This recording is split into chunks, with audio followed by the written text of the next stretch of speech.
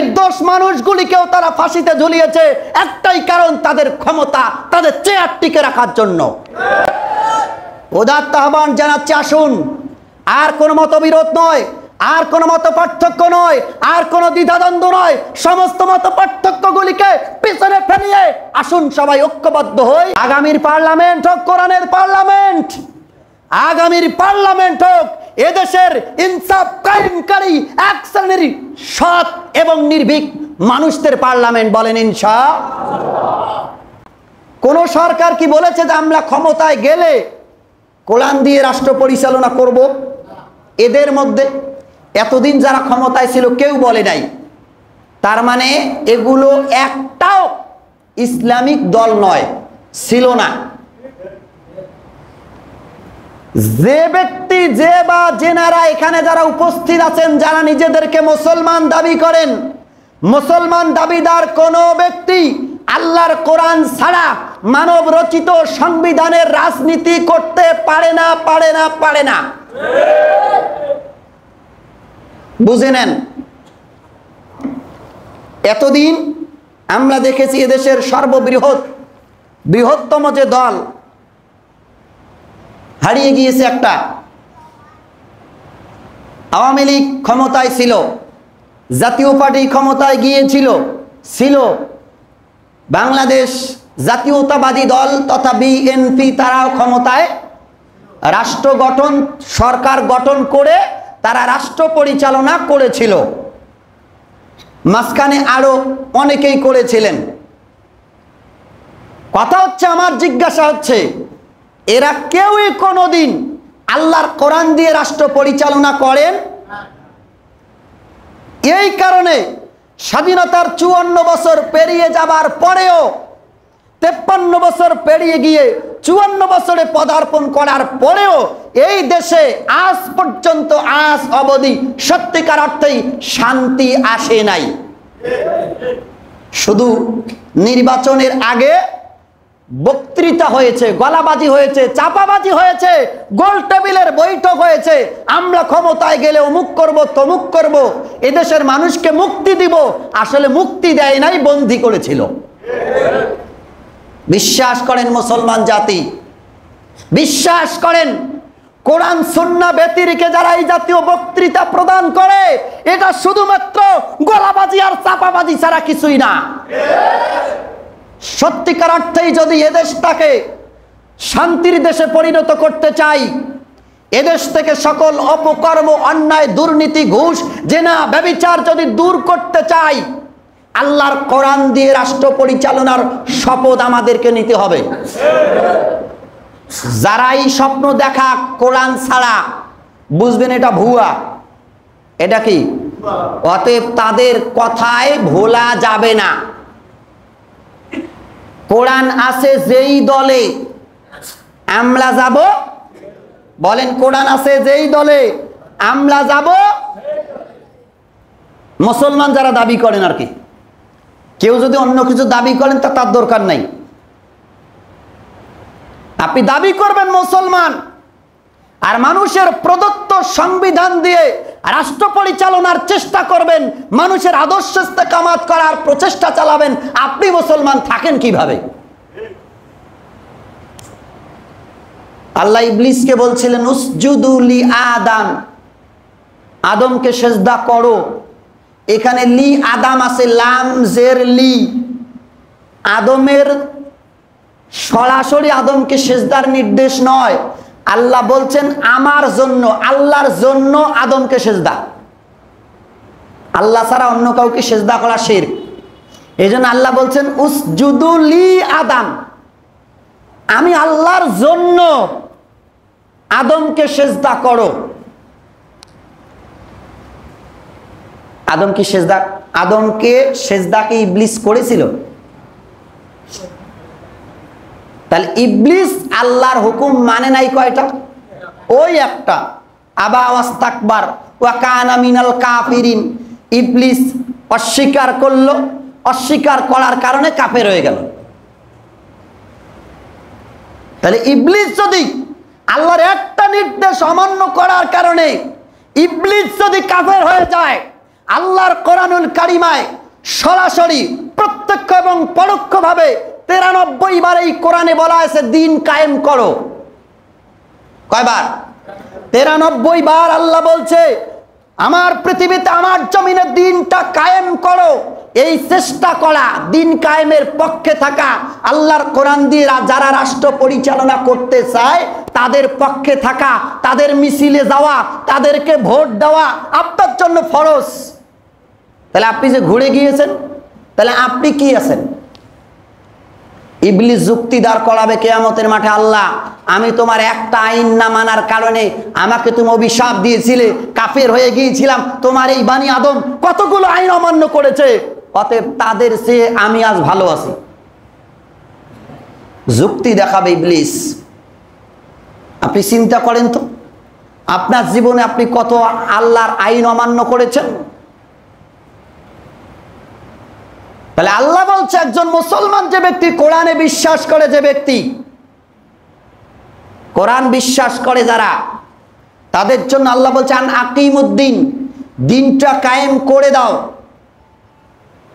তার মানে এই কোরআন দিয়ে রাষ্ট্র পরিচালিত হবে, এর পক্ষে তোমার অবস্থান শক্ত হবে। কোরআন দিয়ে যারা রাষ্ট্র পরিচালনা করতে চায় না এমন রাজনৈতিক দলে কোন মুসলমান যেতে পারে। যে কোনো দল করেন আপনি, তবে দলটা হতে হবে ইসলামিক দল। এই বাংলাদেশে অনেক ইসলামী দল আছে, অনেকগুলো ইসলামী দল আছে। এই সবগুলো ইসলামী দলের মধ্য থেকে আপনি বাছাই করবেন কোন দলটা বেশি পারফেক্ট। ইমাম তাইমিয়া রাহমাতুল্লাহি আলাইহিকে প্রশ্ন করা হয়েছিল যে আমাদের এলাকায়, আমাদের দেশে অনেকগুলো ইসলামী দল আছে, এর মধ্যে সঠিক দল কোনটা আমি বিবেচনা করব। উনি জবাব দিয়েছেন, যেই ইসলামী দলটার উপরে ইসলাম বিদ্বেষী সরকার যারা, অর্থাৎ মানবরচিত আইন দিয়ে রাষ্ট্র পরিচালনা যারা করছে, এদের মধ্যে এই সরকার যে ইসলামিক দলটার উপরে বেশি জুলুম নির্যাতন চালায় ওইটা বেশি সঠিক দল। কথা কি বুঝেছেন? আমাদের বাংলাদেশে যারাই রাষ্ট্র পরিচালনা করছে কেউই ইসলামিক সরকার ছিল। তাহলে আপনি আপনার বিবেক অনুযায়ী আপনি বেছে নেন কোন দল করবেন, তবে অবশ্যই ইসলামিক দল হতে হবে। ইসলামী আপনি যে কোনো দলে যান, আমার কোনো আপত্তি নাই, কিন্তু হতে হবে ইসলামিক দল। অনেকেই বলেন যে দল তো আলাদা জিনিস, রাজনীতি আলাদা, ধর্ম আলাদা, এগুলো আমাদেরকে বোঝানো হয়েছে। আমাদের গুরুরা যারা রাজনৈতিক অঙ্গনে ছিল ওরা আমাদেরকে এইটা বুঝাইছে। কেন জানেন? ওরা ভালো জানে আল্লাহর কোরআন দিয়ে যদি রাষ্ট্র পরিচালনা হয় ওরা চৌকিদারি দায়িত্ব পাবে না এদেশে। এই যে জুনাইদ আহমেদ পলক এ জাতির সামনে কত ভালো ভালো বক্তব্য দিয়েছিল। গতকালকে তাকে 10 দিনের রিমান্ডে নিয়েছে। হাজার হাজার কোটি টাকা তারা দুর্নীতি করেছে, হাজার হাজার কোটি টাকা সেও করেছে, তার স্ত্রীর নামেও করা হয়েছে। তাহলে এরা, এই দুর্নীতিবাজরা আমাদেরকে এমন ভাবে ধোঁকা দিচ্ছে যাতে করে আমরা ইসলামিক দলের দিকে, ইসলামিক রাজনীতির দিকে না যাই। কেননা আমরা যদি ইসলামিক রাজনীতির দিকে যাই এদের একটারও পিঠের চামড়া থাকবে না।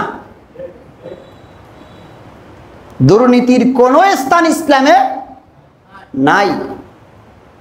এজন্য ওরা চায় আমরা মসজিদ নিয়ে থাকি, মাদ্রাসা নিয়ে থাকি, আমরা যাতে রাষ্ট্রের ব্যাপারে নাক না গলাই। মোল্লা মৌলবীরা আমরা যারা আছি তারা আমাদেরকে এটাই বোঝায়, তোমরা মসজিদ নিয়ে থাকো, রাষ্ট্র নিয়ে তোমাদের কোনো কথা বলার দরকার নাই। কেননা আমরা যখনই যাব তখন ওদের দায়িত্ব আর থাকবে।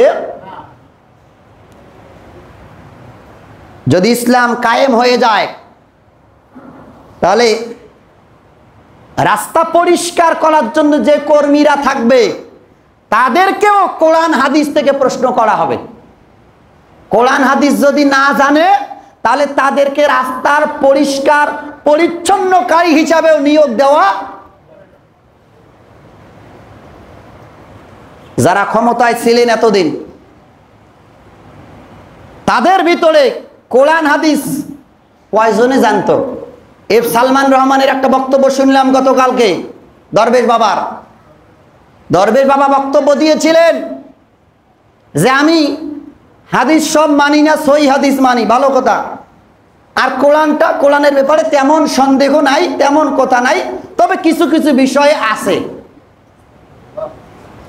দরবেশ বাবার বক্তব্য, কোরআনটা কিছু কিছু জায়গায়, মানে তাদের যদি ক্ষমতা থাকতো তারা আইন পাশ করে যেই যেই জায়গায় কোরআনের সমস্যা এটা তারা সংসদে আইন পাশ করে পরিবর্তন করে দিত। কার পিছনে ঘুরেছেন দেখেন একটু, কার পিছনে ছুটেছেন দেখেন একটু। হাজার হাজার মানুষকে গুম করে স্ত্রীর থেকে কেড়ে নিয়ে 10 বছর 12 বছর পর্যন্ত আয়না ঘরে রেখে দিয়েছিল। আউদো বেঁচে ছিল নাকি মরে গিয়েছে এমন তথ্য পর্যন্ত পরিবার জানতো না। এখন স্বামী ফিরে এসে দেখতেছে তার স্ত্রী নাই, অন্য জায়গায় বিয়ে করে ফেলেছে। আপনি কার পিছনে কার রাজনীতি করেছিলেন একটু চিন্তা করে দেখেন। এরা মানুষ মারা রাজনীতি করতে এতদিনে শুধু নিজেদের ক্ষমতা টিকে রাখার জন্য হাজার হাজার মানুষকে মেরে দিতে তাদের বিন্দুমাত্র দ্বিধাবোধ হতো না। এরা মানুষ নয়, এরা হিংস্র প্রাণীর চেয়েও খারাপ। হাজার হাজার ওলামায়ে কেরামকে তারা গুম করেছিল। 5ই মে 2013 সালের শাপলা চত্বরে হেফাজতে ইসলামের ভাইয়েরা যখন কিছু দাবি দফা নিয়ে নেমেছিল ময়দানে, যে দাবিগুলো সম্পূর্ণ ছিল সরকারের বিপক্ষে, ওই দাবি মানলে সরকারের চেয়ার থাকতো না। এই জন্য রাতের অন্ধকারে পুলিশ লেলিয়ে দিয়ে, পোষা বাহিনীকে লেলিয়ে দিয়ে হাজারো আলেমদেরকে তারা গুলি করে মেরে ফেলেছিল। আল্লাহ সহ্য করে, কিন্তু আল্লাহ একটা নির্দিষ্ট সময় দেয়। এই সময় যখন ফুরিয়ে যায় আল্লাহ বলছে ইন্না বাতশা রাব্বিকা লাশাদীদ, আমি আল্লাহ অত সহজে ধরি না, তবে ধরলে আবার ছাড়ি না।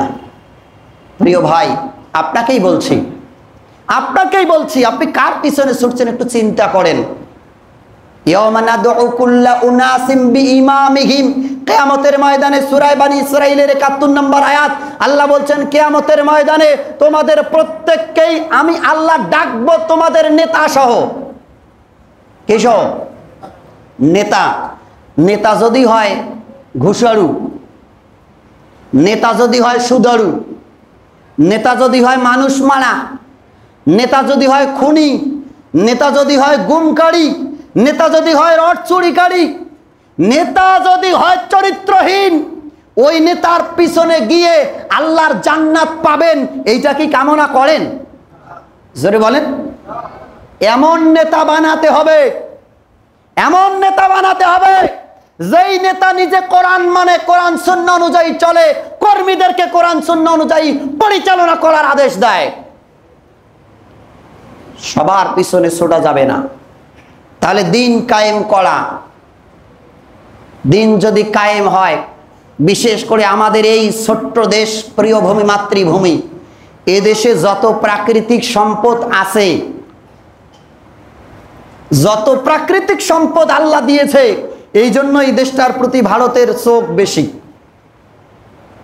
আল্লাহ বলছেন ওয়ালাউ আন্না হালাল কুরা আমানু, যদি দেশের লোকেরা, এখানে আমানু শব্দের অর্থ হচ্ছে, আইনগত অর্থ হচ্ছে যদি দেশের লোকেরা আমার আইন অনুযায়ী চলতো বা চলে, ঈমান আনে। ওয়ালাউ আন্না হালাল কুরা আমানু ওয়াত্তাকাও, আর আমি আল্লাহর প্রতি যদি তাদের ভরসা থাকে, আমি আল্লাহর প্রতি যদি নির্ভরশীল হয়ে যায়, লাফাতাহনা আলাইহিম বারাকাতিম মিনাস সামাই ওয়াল আরদ, আমি আল্লাহ ওই জাতির জন্য, ওই দেশের জন্য আসমান আর জমিনের সমস্ত রহমতের দরজাগুলো খুলে দিব। যদি লোকেরা ঈমান আনে, যদি লোকেরা আমার দিন দিয়ে, আমার বিধিবিধান দিয়ে যদি তারা তাদের জীবন জীবিকা পরিচালনা করে, তাহলে তাদের কোনো অভাব থাকবে। আপনারা লক্ষ্য করবেন, খুব সম্প্রতি আমাদের আরেকটি রাষ্ট্র, মুসলিম রাষ্ট্র, যেটি হচ্ছে আফগানিস্তান। এই আফগানিস্তানে তালেবানরা ক্ষমতা আসলো কয়দিন হলো। তারা আল্লাহর বিধান অনুযায়ী জীবন জীবিকা পরিচালনা করার জন্য এই স্বল্প সময়ে আল্লাহ এই যুদ্ধ বিধ্বস্ত দেশটিকে অল্প সময়ে পৃথিবীতে এখন প্রতিষ্ঠিত করে দিচ্ছে। বিশ্বাস করেন, আল্লাহর কোরআন দিয়ে যখন এই রাষ্ট্র পরিচালনা হবে, ওই রাষ্ট্রের ভিতরে কোনো অভাবই আর খুঁজে পাওয়া যাবে না। প্রিয় উপস্থিতি, যেহেতু সময় এসেছে আপনার অবস্থানকে পরিষ্কার করার, যেহেতু সময় এসেছে আপনার নিজেকে প্রকাশ্যে জাহির করার, যেহেতু সময় এসেছে দিন বদলের, যেহেতু সময় এসেছে আল্লাহর জমিনে তথা এই বাংলাদেশে আল্লাহর এই দিনকে প্রতিষ্ঠিত করার, সেহেতু উদাত্ত আহ্বান জানাচ্ছি, দল মত নির্বিশেষে এতদিন কে কি করেছিলেন ভুলে যান। আসুন আগামী দিনে যাতে করে আল্লাহর কোরআন তথা এই বিধানটাকে, আল্লাহ যে দিন কায়েম করতে বলেছে, আমরা সবাই যেন দিন কায়েমের পক্ষে থাকতে পারি। আর আগামীর পার্লামেন্ট যেন কোরআনের পার্লামেন্ট হয়। রাজি আছেন? রাজি আছেন? আগামীর পার্লামেন্ট হবে কোরআনের পার্লামেন্ট, আগামীর পার্লামেন্ট হবে আলেম ওলামাদের পার্লামেন্ট। সেই জন্য আপনাদের সবার ভূমিকা আমরা প্রত্যাশা করছি। রাজি আছেন? আপনাকে পাওয়া যাবে তো ময়দানে? পাওয়া যাবে ময়দানে? দিন কায়েমের পক্ষে আমরা সবাই আছি, হাত নামান। এদেশের যে গণজোয়ার তৈরি হয়েছে ইসলামের প্রতি মানুষের, আমরা বিশ্বাস করি, আমরা প্রত্যাশা করি, আর বেশি দিন লাগবে না, এই বাংলাদেশে ইসলাম কায়েম হয়ে যাবে। এখন কোন প্রকারের মতভেদ আমাদের মধ্যে আর থাকবে না। সকল মতভেদকে পিছনে ফেলিয়ে, সকল ভেদাভেদকে ভুলে গিয়ে আসুন সবাই একই প্ল্যাটফর্মে দাঁড়িয়ে আল্লাহর দিন কায়েমের জন্য সবাই প্রচেষ্টা করি। বলেন ইনশাআল্লাহ। আল্লাহ বলছেন আতাসিমু বিহাবলিল্লাহি জামিআ ওয়ালা তাফাররাকু। আল্লাহ বলছে আমার এই রশ্মিটাকে অর্থাৎ কোরআনটাকে মজবুতভাবে আঁকড়িয়ে ধরো, আর তোমাদের মধ্যে তোমরা কেউ বিচ্ছিন্ন হবে। এখানেও আল্লাহ এই কথা বলছেন, আকিমুদ্দিন, দিন কায়েম করো, ওয়ালা তাতাফাররাকু ফিহি। দিন কায়েমের ব্যাপারে কোনো প্রকারের মতভেদ চলবে। আপনি অন্য ব্যাপারে মতভেদ করতে পারেন, কিন্তু আল্লাহ এখানে নিষেধ করছেন ওয়ালা তাতাফাররাকু ফিহি। কিন্তু দিন কায়েমের ব্যাপারে, দিন ইসলামটাকে রাষ্ট্রীয়ভাবে ইস্তেকামাত করতে গিয়ে তোমাদের মধ্যে কোনো প্রকারের মতবিরোধ থাকতে পারবে। তাহলে আপনার আমার মধ্যে মতবিরোধ থাকতেই পারে, নামাজের পরে হাত তুলে দোয়া করব কি করব না। আপনার আমার মধ্যে বিরত থাকতেই পারে মতবিরোধ, হাত নাভিতে বাঁধবো না, বুকে বাঁধবো না, কপালে বাঁধবো না, শাড়ি দিব, এটা নিয়ে মতভেদ হতেই পারে। আপনি মিলাদ বসি পড়বেন না, দাঁড়ে পড়বেন না, ছাপড়ি পড়বেন, এ নিয়ে মতভেদ থাকতেই পারে। কিন্তু দিন কায়েমের ব্যাপারে কোনো প্রকারের মত পার্থক্য থাকবে না। দিন কায়েম করা ফরজ, দিন কায়েমের পক্ষে একমত হওয়া ফরজ। দিন কায়েমের বিপক্ষে থাকা কুফরি, দিন কায়েমের ব্যাপারে মতবিরোধ করাও কুফরি। যারা মতবিরোধ করবে, যারা দিন কায়েমের বিরুদ্ধে থাকবে, তারা কুফরি করবে। কুফরি যারা করবে তারা কাফের হয়ে যাবে। আল্লাহ বলছেন ওয়ালা তাতাফাররাকু ফিহি। দিন কায়েমের ব্যাপারে কোন প্রকারের মতবিরোধ আমি আল্লাহ বরদাস্ত করব। আমরা দেখেছি অত্যন্ত প্রতিকূল অবস্থায়ও দিন কায়েমের জন্য এদেশের হাজারো মুসলিম জনতা নিজেদের জীবনটাকে হেসে হেসে ফাঁসির মঞ্চে বিলিয়ে দিয়েছে। তারপরে বাতিল শক্তির কাছে পরাজিত হয় কেন? আল্লাহ এই কথা বলছেন। আল্লাহ বলছে কাবুরা আলাল মুশরিকিনা মা তাদউহুম ইলাইহি। হে রাসূল, তুমি যে দিন কায়েমের পক্ষে ডাকছো, এটা মুশরিক যারা, তাদের জন্য বড় কষ্টকর হবে, তাদের জন্য অপছন্দ হবে। তবে জেনে রাখো, ভয় পাওয়ার কোনো কারণ নাই। আল্লাহু ইয়াজতাবি ইলাইহি মান ইয়াশা। আল্লাহু আকবার। আল্লাহ বলছেন আল্লাহু ইয়াজতাবি, আল্লাহ নিজেই দিন কায়েমের জন্য এক শ্রেণীর মানুষকে আল্লাহ নিজের দিকে তুলে নেবেন, দাঁড় করায়া দেবে। তারা হাসতে হাসতে ফাঁসির মঞ্চে যাবে, তারপরেও দিন কায়েমের বিপক্ষে যাবে। আমরা দেখেছি এদেশে দিন কায়েমের পক্ষে থাকার কারণে এদেশের অসংখ্য অগণিত সম্পদ আলেমদেরকে ধ্বংস করা হয়েছে, ফাঁসিতে ঝোলা হয়েছে, গুম করা হয়েছিল। অন্য কোনো কারণ ছিল না, এরা ছিল দিন কায়েমের পক্ষে। আর বাতিলদের এটা সহ্য হয়নি। তত্ত্বাবধায়ক সরকার যখন এই রাষ্ট্র পরিচালনা করেছিল, ফখরুদ্দিন আর মঈনুদ্দিন, তৎকালীন সময়ের এই সরকার ক্ষমতায় এসেই যত দুর্নীতিবাজ ছিল সকলকেই গ্রেপ্তার করার পায়ে তারা করেছিল এবং তারা অনেকটা সফল হয়েছিল। ওই সময়ে তৎকালীন সময়ে বেগম খালেদা জিয়া, শেখ হাসিনা এবং আরো অন্যান্য বড় বড় রাজনৈতিক অঙ্গনের নেতা নেত্রীদেরকে গ্রেফতার করেছিল ফখরুদ্দিন আর মঈনুদ্দিন। আলেমদের পক্ষ থেকে দুইটা মন্ত্রণালয় পরিচালনা করেছিলেন। এই আলেমদের পিছনে আলী হাসান মুজাহিদ আর নিজামী সাহেব, এদের ব্যাপারে অত্যন্ত সুনিপুণভাবে গোয়েন্দা লাগিয়ে দিয়ে এদের দুর্নীতি বের করার চেষ্টা করা হয়েছিল। একটা টাকা তাদের নামে কোনো দুর্নীতি পায় নাই। তার মানে আলেমরা যে ক্ষমতায় গেলে পরে দুর্নীতিমুক্ত সমাজ তারা গঠন করতে পারবে, তারা যে উপহার দিতে পারবে, এর উজ্জ্বল দৃষ্টান্ত তারা রেখে গেছে। এই নির্দোষ মানুষগুলিকেও তারা ফাঁসিতে ঝুলিয়েছে, একটাই কারণ, তাদের ক্ষমতা, তাদের চেয়ার টিকে রাখার জন্য। উদাত্ত আহ্বান জানাচ্ছি, আসুন, আর কোনো মতবিরোধ নয়, আর কোনো মত পার্থক্য নয়, আর কোনো দ্বিধাদ্বন্দ্ব নয়, সমস্ত মত পার্থক্যগুলিকে পিছনে ফেলিয়ে আসুন সবাই ঐক্যবদ্ধ হই। আগামীর বাংলাদেশ কোরআনের বাংলাদেশ, বলেন ইনশাআল্লাহ। আগামীর পার্লামেন্ট হোক কোরআনের পার্লামেন্ট, আগামীর পার্লামেন্ট হোক এদেশের ইনসাফ কায়েমকারী এক শ্রেণীর সৎ এবং নির্ভীক মানুষদের পার্লামেন্ট, বলেন ইনশাআল্লাহ। দিন কায়েমের পক্ষে যদি না থাকেন, দিন কায়েম না হোক, কিন্তু আপনার অবস্থান যদি স্পষ্ট না হয়, ওই গোল আলু সব জায়গায় আছে, গোস্ত তো আছে, মাছও তো আছে, ভর্তা তো আছে, ডাইলও তো আছে, সবজি তো আছে, গোল আলু হয়ে থাকে, আছে না? আমাদের মধ্যে অনেকেই ছিল এতদিন। আল্লাহ তাদের ব্যাপারে বলছেন, উমিনু বিবাদ ওয়া নাকফুরু বিবাদ ওয়া ইউরিদুনা আইয়াত্তাখিযু বাইনা যালিকা সাবিলা উলাইকা হুমুল কাফিরুনা হাক্কা। সূরা নিসা 150 আর 151 নম্বর আয়াত।